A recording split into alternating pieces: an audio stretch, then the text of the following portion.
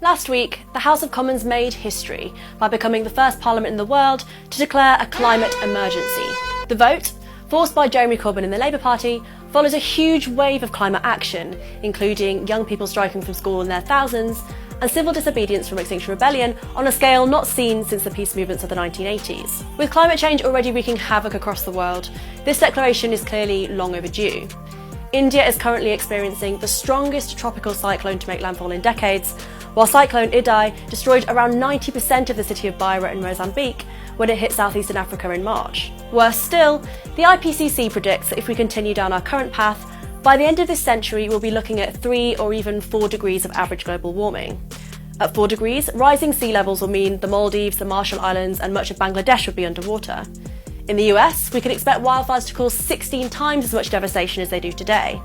Worldwide, we're talking about hundreds of millions of climate refugees. But acknowledging that we're in a state of climate emergency doesn't in and of itself do anything to address the problem. Politicians have known about climate change for decades, and yet continue to pour billions into fossil fuel industries with little more than thoughts and prayers for those on the front lines. Current government targets for decarbonising the economy are abysmal, while Labour's target of net zero emissions by 2050 still sees the UK, in true colonial form, taking more than its fair share of the global carbon pie. The fact is that if we're to have a hope in hell of limiting climate change, we need targets based not on what we think is politically possible, but on what's necessary. This means keeping average global warming below 1.5 degrees by 2030. But how? Let's take a look across the pond.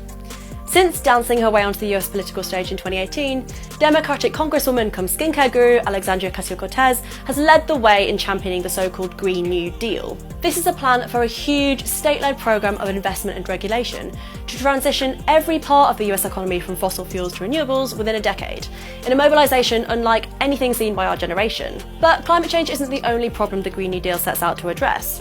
Wealth inequality in the US is currently at levels not seen since the 1920s, with almost 80% of Americans living from paycheck to paycheck. US life expectancy has dropped for the 3rd year in a row, while adequate food, water, healthcare, housing, transportation and education are inaccessible to a large proportion of the population. In response, the Green New Deal would create millions of highly paid unionised green jobs, see mass investment in public services, alongside action to empower communities and redress systemic injustices. With 4 million UK workers now living in poverty, food bank usage at the highest rate on record, and more than 1 in 10 households unable to adequately heat their homes, it's clear that we too need a vision for decarbonising our economy that's part of a radical transformation of society as a whole. And with the Green New Deal, a zero carbon future isn't one in which you have to eat your dinner in the dark or share bathwater with your smelly housemates. It's a vision of a world where we all have more of what we need. Free healthcare and childcare, free high-quality public transport, cheap and beautiful public housing, much more leisure time, and justice for the global south. There have been some promising signs from Labour politicians that a Green New Deal for the UK could be on the horizon.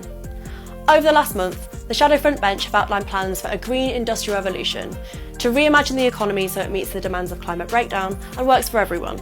And crucially, Labour's top dogs are talking about climate change as a problem which affects the working class, people of colour and the global south the most. But what a full-scale Green New Deal in the UK really looks like, how radical it is and in whose interest it works, is yet to be seen. It could be a damp squib, a handful of commitments to supporting renewables and creating green jobs, but a plan stripped of most of its transformative potential. But if we keep pushing for the structural change we need, it could be a Trojan horse for full eco-socialism. Yes, we may only have 11 years left to limit climate catastrophe, but that's 11 years in which we could change everything.